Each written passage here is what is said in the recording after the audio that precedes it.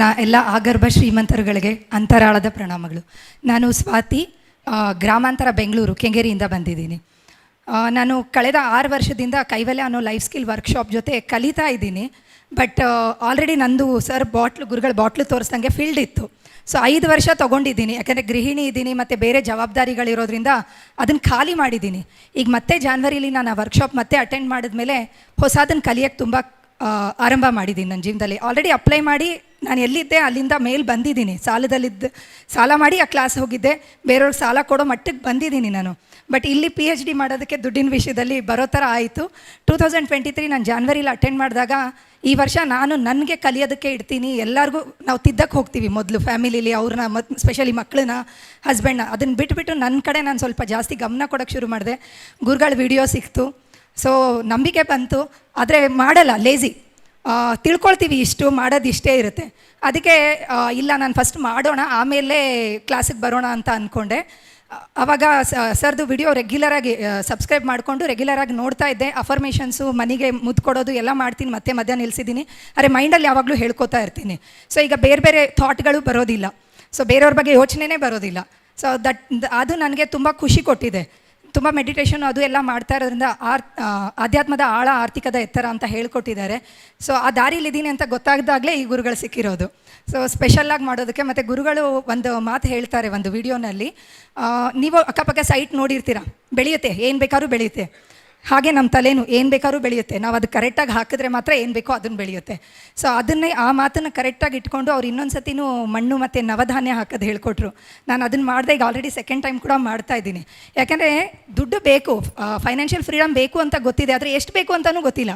ಬ್ಯಾಂಕಲ್ಲಿ ಹೋದರೆ ಜಾಸ್ತಿ ದುಡ್ಡು ಹಾಕಬೇಕು ಅಂದರೆ ಭಯ, ನನ್ನದೇ ಅಕೌಂಟು, ನಾನೇ ದುಡ್ಡು ಹಾಕಬೇಕು ಆದರೂ ಭಯ. ಸೊ ಕೋಟಿದಕ್ಕೆ ಬರೆಯೋಕ್ಕೆ ರಿಜಿಸ್ಟರ್ ಮಾಡೋಕ್ಕೆ ಹೋದೆ, ಬೇಡ ಮೊದಲು 10 ಲಕ್ಷ ಆದರೂ ತೊಗೊಳ್ಳೋಣ ತಿಂಗಳಿಗೆ, ಯಾಕಂದರೆ ಆಲ್ರೆಡಿ ಅದೇ ಅಫರ್ಮೇಷನ್ ಮಾಡ್ಕೋತಾ ಇದ್ದೀನಿ. ಫೈನಾನ್ಷಿಯಲ್ ಫ್ರೀಡಮ್ ಆಗಬೇಕು ಅಂದರೆ 10 ಲಕ್ಷನೂ ಜಾಸ್ತಿ, ಯಾಕಂದರೆ ನಾವೆಲ್ಲ 1000ದಲ್ಲಿ ನೋಡ್ತಾ ಇರೋರು. So 10 lakh is very big amount ನನಗೆ. ನಾನು ಇವಾಗ ಲಾಸ್ಟ್ ಸ್ವಲ್ಪ ತಿಂಗಳು ಮುಂಚೆ ಡಿಸೈಡ್ ಮಾಡಿದ್ದೀನಿ, ನಮ್ಮ ಮಾವ ನಮ್ಮ ತಾಯಿನ ಅಯೋಧ್ಯೆಗೆ ಮತ್ತು ಕಾಶಿಗೆ ಏರೋಪ್ಲೇನಲ್ಲಿ ಕರ್ಕೊಂಡು ಹೋಗಬೇಕು ಅಂತ ಅಂದ್ಬಿಟ್ಟು. ಸೊ ನಾನು ಅದಕ್ಕೆ ಆ ಅಮೌಂಟು ನಾನು ದುಡಿಯೋ ಥರ ಆಗಬೇಕು. ನಾನು ಸ್ಮಾಲ್ ಬಿಸ್ನೆಸ್ಸು ಮಾಡ್ತಾ ಇದ್ದೀನಿ, ಬಟ್ ನಾನು ಸೇವೆ ಸಲ್ಲಿಸ್ತೀನಿ ಈಗ ಶಿಕ್ಷಕಿಯಾಗಿ. ವಿದ್ಯಾಕ್ಷೇತ್ರ ಗುರುಕುಲಂ ಇದೆ, ಗುರುಗಳು ಯಾವ ಥರ ಶಾಲೆ ಹೇಳ್ತಾ ಇದ್ದಾರೆ ಅಂತ ಶಾಲೆ ಬೆಂಗಳೂರಲ್ಲಿ ಇದೆ.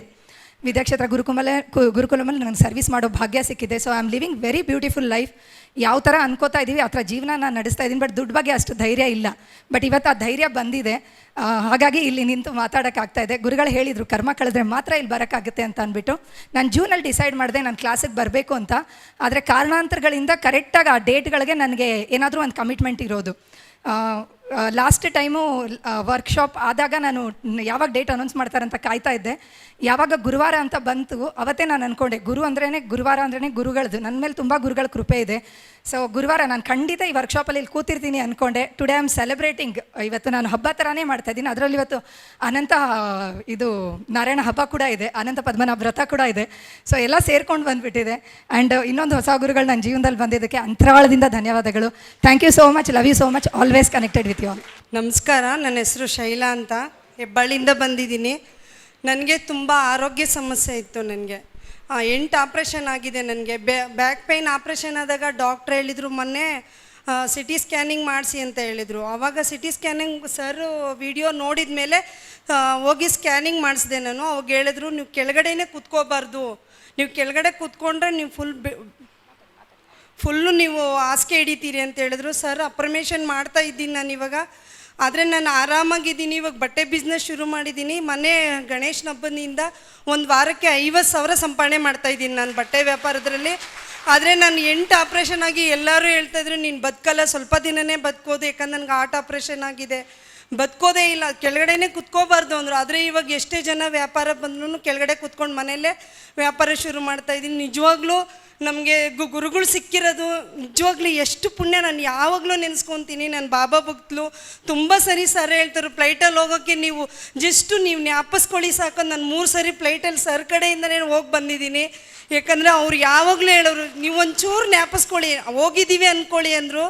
ನಿಜವಾಗ್ಲೂ ನನಗೆ ಅಷ್ಟೊಂದು ಶಕ್ತಿ ಇರಲಿಲ್ಲ. ಸರ್ ವಿಡಿಯೋ ನೋಡಿದ್ಮೇಲೆ ನಾನು 3 ಸರಿ ಫ್ಲೈಟಲ್ಲಿ ಹೋಗಿ ಶಿರಡಿಗೆ ಬಂದಿದ್ದೀನಿ.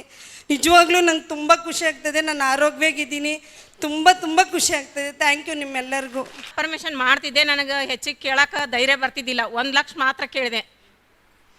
ನನಗೆ ಇದು ಯೂನಿವರ್ಸ್ಗೆ ಥ್ಯಾಂಕ್ ಯು ಹೇಳಿ ನನಗೆ ಅನಿರೀಕ್ಷಿತವಾಗಿ ಅನ್ಎಕ್ಸ್ಪೆಕ್ಟೆಡ್ ಆಗಿ 1,00,000 ಹಣ ಅತಿ ಸುಲಭವಾಗಿ ಬಂದದ್ದಕ್ಕೆ ವಿಶ್ವಕ್ಕೆ ಕೃತಜ್ಞತೆಗಳು ಅಂತ. 2 ತಿಂಗಳ ಮಾಡಿದೆ, ಜನವರಿ ಫೆಬ್ರವರಿ. ಮಾರ್ಚಲ್ಲಿ 24 ತಾರೀಕು 61,555 ರೂಪಾಯಿ ಕರೆಕ್ಟಾಗಿ ನನಗೆ ಜಮಾ ಆಗಿತ್ತು. ನಾನು 8 ದಿನ ಬಿಟ್ಟೆ ಅದನ್ನು. ಆಕಸ್ಮಿಕವಾಗಿ ಮೆಸೇಜ್ ನೋಡಿದೆ, ಇಷ್ಟು ದುಡ್ಡು ಎಲ್ಲಿಂದ ಬಂದಿರಬೇಕಪ್ಪ, ಯಾರೇ ಹಾಕಿರ್ಬೋದು ತಪ್ಪಿ ಅಂತ 8 ದಿನ ಅದರಲ್ಲಿ ಬಿಟ್ಟೆ. ನಾನು ತಕ್ಕೊಳಕ್ಕೆ ಧೈರ್ಯನೇ ಆಗಲಿಲ್ಲ. ಆಮೇಲೆ ಒಂದು ಸಲ ಧೈರ್ಯ ಮಾಡಿ ಹೋದೆ ನೋಡಬೇಕಂತ.